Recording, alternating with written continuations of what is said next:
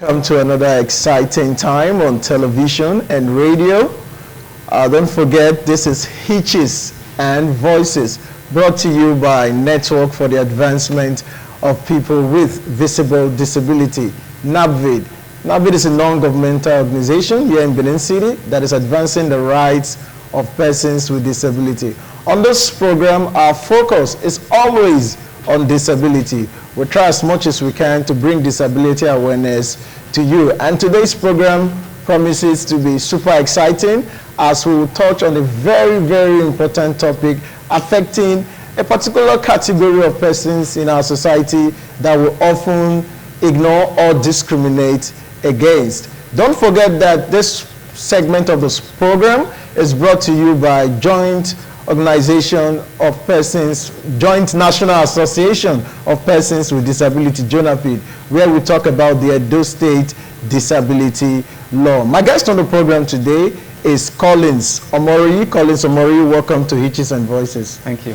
It's only Collins Omokaro. Oh, Collins Omokaro. Yes, Collins. Pardon me, please. Collins Omokaro.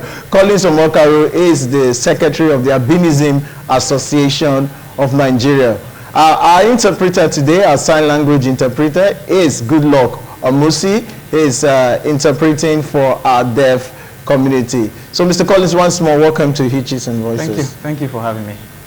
All right, today on the program, we'll beam our searchlight on persons with albinism, myths, and discrimination against persons with albinism. And some people might wonder, why do persons with albinism fall into the disability category? When you define persons with disability, why do we count persons with albinism amongst that category? So that's the question I'll put to Mr. Collins. Okay, thank you. Albinism is a condition that that concerns the little production or non-production of a pigment called melanin. Melanin is a pigment that that protects the skin from the harmful rays from the sun. So I'm a person with albinism. I have little or no production of melanin in me. You are dark skinned, so you have a lot of them in you. That is why you have your coloration. So because I do not, or people in my class do not have such coloration, we don't have such pigmentation, therefore we have this coloration. And they're usually present in our hair. That's why my hair is kind of different, the color of my hair, my skin, and our eyes. So because we do not have this melanin pigment, if we stay in the sun for a long time, we are going to come down with skin complications. For example, we may fall down to skin cancer because the skin, our skin, which do not have that factor, as we have exposed ourselves to the sun. If you stay in the sun for a long time, because you have that melanin in your skin, you are going to tan, meaning you are going to grow darker. But we cannot grow darker. Rather, our skin cells will be damaged. That is why we actually our skin color become red when we stay in the sun for a long time. It means that particular region that becomes red has been damaged by the ultraviolet from the sun. Now, when it comes to disability, because of this impairment that we have, because of this impairment, it hinders our day-to-day activities. For example, on my way here, I had to use a hat, I had to use an umbrella, I had to apply sunscreen on my body just to walk down here because it's very sunny. But you don't need all those things, but you see, it hinders my day activity while walking down here. So, and we know that disability is a condition. It can be physical, it can be sensory, can be mental, that impairs day-to-day activities of the individual. So because this condition impairs my day-to-day activity, therefore, that is why it's classified under persons, under disability cluster. Fantastic. You know that some time ago, disability was often defined from the medical perspective. But as we advance, disability is now being defined from both the social and human rights perspective. And so I would want to know, do you share in the experience of other persons with disability? What are some of those discriminations that persons with albinism are faced with every day? Okay, I'll start with my personal experience. All right. When I was quite young, whenever I'm walking down the street, people start, there's one the routine is a colors. Oyibo Pepe, local Pepe. So they sing it along when I'm walking down. Some children will start running towards when I'm walking. It's quite demoralizing, actually. It's very, very demoralizing, especially for children who attend schools where their classmates are not aware of what albinism is. So what you're saying is that children with albinism at a very young age start experiencing bullying? Yes, of course, I did. There was a time I told my parents that I won't go to school anymore because of discrimination, because of the social ridicule I usually face when I'm walking down the street, going to school. So there's usually discrimination in society where they are not enlightened about our condition. And because of our condition, we have what we call, we are visually impaired. When I'm visually impaired now, it means most of us cannot see distant objects. We are basically myopic. I'm myopic, therefore I cannot see distant objects. And at that time, because I was myopic, I had my chair, a separate chair in the classroom, not with others now because I can't see the board from that distance. So I had a separate chair and table close to the board. So because of this too, I was actually laughed at. You carry your chair, go put for front.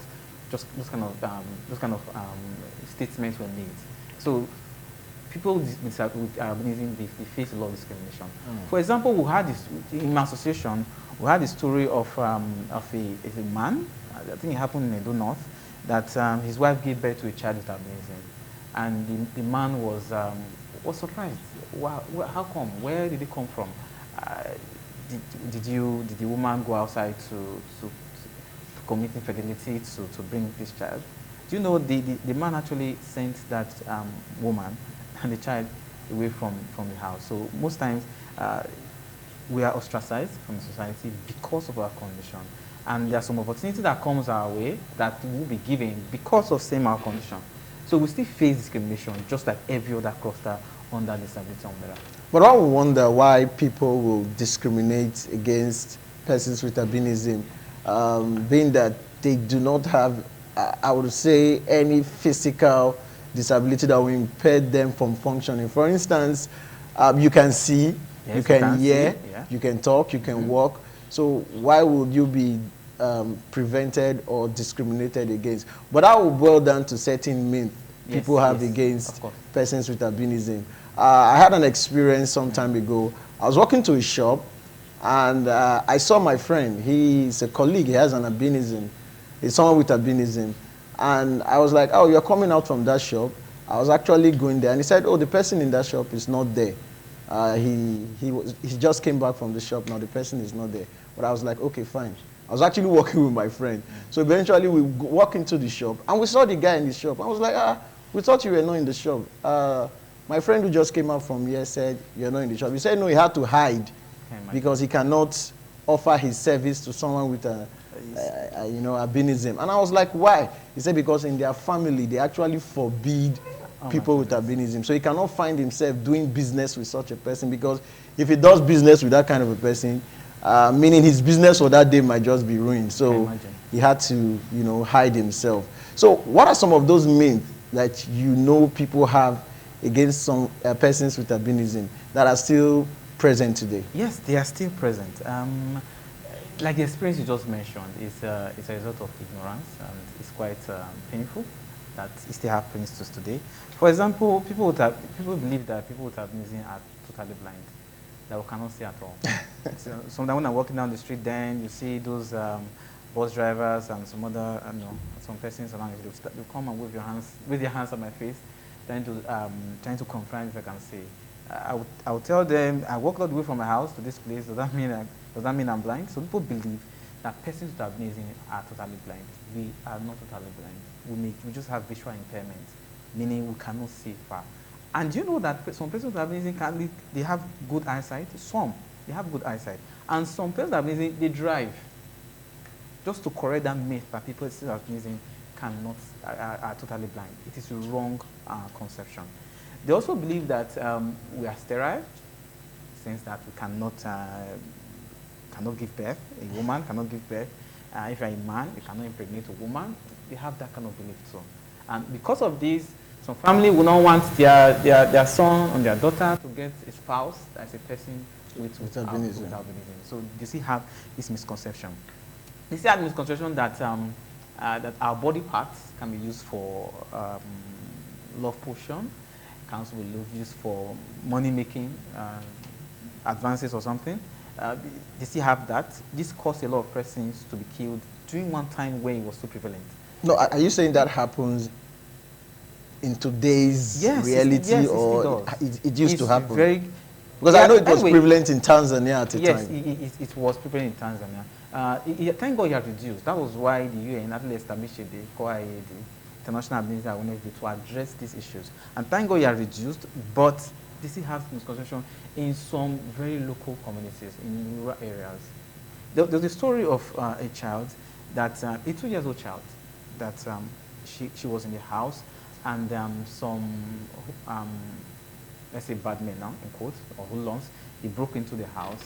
And the parents, the occupant thought that they were there to secure money or get possessions or properties that they want to steal and go away. They went straight to where the child was. They took this young child and they cut off her 2 hands. It's 2-year-old child. They believe that it's used for rituals. So they still do it up till now. And thank God it has reduced, but we're actually trying to ensure that we cut down or totally eliminate such misconception. And they also believe that persons with albinism are deaf. I don't know where that came from, but I still don't understand that. But they still believe that we are deaf, that we cannot hear at all. They believe that we don't die. I don't know. Oh, that persons with albinism don't die. We don't die. That's a funny one. That will disappear. That will disappear. They won't tell you that you don't see where you don't see obituary poster for albino before. They say that. So because they haven't seen, I don't know why, because what I've seen, to believe that we don't die, that we disappear. I don't know how possible that may be. So there are still many misconceptions. They believe that we don't eat salt. Oh, that's common. Yes, they believe that we don't eat salt. They believe that we don't eat pepper. Because I went to buy what we call suya 2 days ago. I was there and I was trying to pay, and someone there was like, "Weibo, do you eat pepper?" I said, "Yes, I can eat anything I want to eat." So they believe that these things, we don't eat pepper, we don't eat salt. Even when I was young, someone told me to eat pepper and salt. I started discarding it because I didn't know about it. So salt and pepper does not affect us at all. What affects us is the sun, when we expose ourselves to the sun. So these are among other myths people believe about albinism. And we're still trying to correct it, and we hope one day we'll totally eliminate it from Edo State in total. All right, looking at everything you just said, one will be tempted to ask, having faced some of this discrimination and myth against persons with albinism, as an individual, how have you been able to rise above these challenges? My goodness, it hasn't been easy, I must say, and even right from childhood, like I explained, that I could not see the board from far in school. It was quite depressing.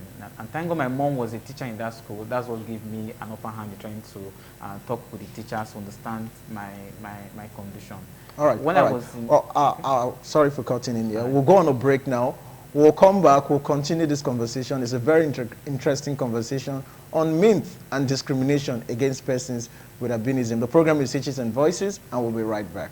Come back from that break. We still have our guest with us, Collins Omokaro, Secretary, Albinism Association of Nigeria. And before we went on that break, we were having this conversation around how has he been able to rise against some of the challenges he has faced in his life. And I want him to sustain that conversation. Okay, as I said before, my primary school was not too difficult because my mom was a teacher in that school. So when I got to secondary school, my mom also went to the school to discuss with the teachers, and I got to understand my condition. So at that time, I was sitting at the front seat, the very front seat at that time. So I will stand from my seat, go to the board, memorize an entire line, go back to my seat, put it down, then go again. That was how I was able to copy my notes at that time. Sometimes I would have to stand close to the board just to see what the teacher was doing. But it became more challenging when I was in the higher institution, because I studied biochemistry, that's a science course, and we do a lot of practicals. It was so challenging for me. Because where you work now? Yes, I do. I'm a lecturer in one of the institutions, high institutions in Benin here, and it has been a memorable journey. So when I'm doing practicals, it's challenging because I cannot see the markings on the bread and pipette, even when they explain on the board, trying to say where X is, where Y is, my goodness, I don't understand what they were doing. So what I do is that I just copy notes from get notes from my friend, then copy. When I get home, I start reading on my own. So I was doing extra effort. While people were learning in the classroom, I just sit, pretend I was listening, whereas I wasn't following anything. So I go home, start doing extra effort to read. So when it came to getting a job, Jesus Christ, it wasn't also easy too. It wasn't easy because we cannot do any kind of job. I cannot do a job that exposes me to the sun. I can't do such a job. I have to do a job that is indoors, that is in an enclosed vicinity where I cannot receive the UV rays from the sun. I cannot. And despite this, do you know I have fallen to skin cancer?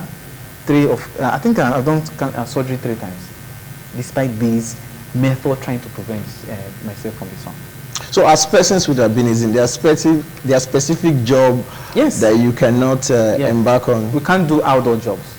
We can't do outdoor jobs. We can't do jobs that involves you. Like I think when I was walking down New Benin Market, I saw a woman with albinism selling oranges along the road, and I could see her skin that her skin had been severely damaged by the sun. So you can't do such a job. You can't do farming. You can't do bricklaying. You can't do any job that involves you exposing yourself to the sun. I know you're trying to get money, but I think health first. All right. You don't spend so much on trying to conserve your health. All right. It's very clear that albinism is one of the category when you are defining disability. But thank God, mechanism is being put in place now to check some of this discrimination, and that will mean the instrumentation of the law. For example, in Nigeria and indeed Edo State, we have the Edo State Disability Law. Do you think the provision of the law, though it does not specifically mention persons with albinism, but do you think it protects the rights of people with albinism? In my own opinion, the law covers the entire clusters, persons with disability, which people with albinism fall under. It does not particularly specify on persons with albinism. But as long as you fall under that category. For example, when we talk about accessibility to buildings, we can access it. I don't need equipment to access a building. When you talk about trying to locate, trying to get upstairs, we can do that. We can climb the staircase, which is fine. We can do that. But in the classroom, we cannot see far. There are no provisions there that we should be provided with magnifying lenses to accommodate it. We fall to skin cancer. I've treated skin cancer about 3 times now. There's no provision there that we should receive free skin cancer treatment, because skin cancer treatment is very, very expensive. We have lost in 2021, we lost about 12 persons with albinism to skin cancer, and currently we have about 2 to 3 of them in the hospital suffering. One's leg was even amputated about some months ago. So thankfully, yes, we have a law that covers it, but I would be very happy if maybe the provision for persons with albinism when it comes to the particular challenge we face, especially the treatment of skin cancer. So what you're calling for is reasonable accommodation for persons with albinism. Exactly. So government should come up with specific policy. Yes, there was one time where we had free skin cancer treatment at the national level in Abuja, where people from Benin had to travel all the way to Abuja to be treated of skin cancer. But I don't know what happened. That program has been stopped. So now we are losing a lot of members to skin cancer diseases. A lot of them. We lost 2 last year, and we have some in the hospital. And my goodness, they spend millions of naira just to go for one chemotherapy. I think it's about 250,000, and they have to go for about 6 or 7 rounds of it. So you can imagine the money they spend. And most persons with albinism, not all of them. No, please, I want you to put it in specific terms. What exactly would you want the government to do in terms of policy measure now for persons with albinism? Free cancer treatment for persons with albinism. You want that.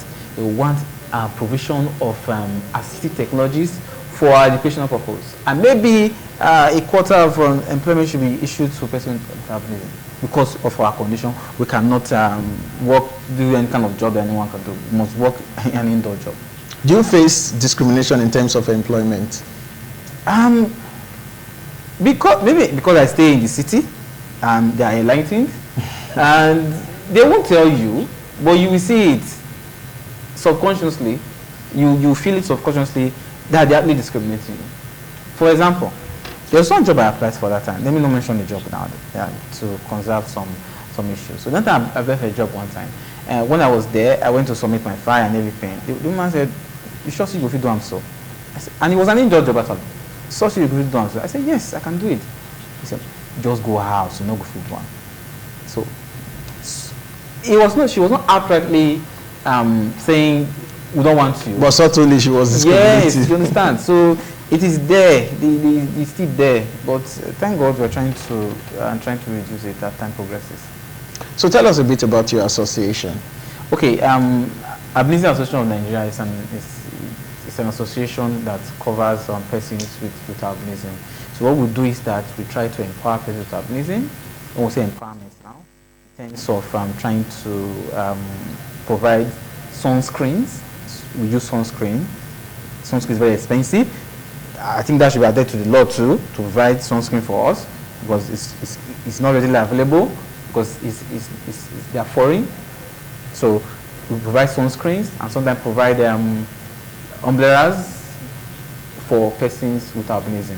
So we also try to organize seminars, workshops, bring in health practitioners, and trying to educate persons with albinism on how to care for their skin.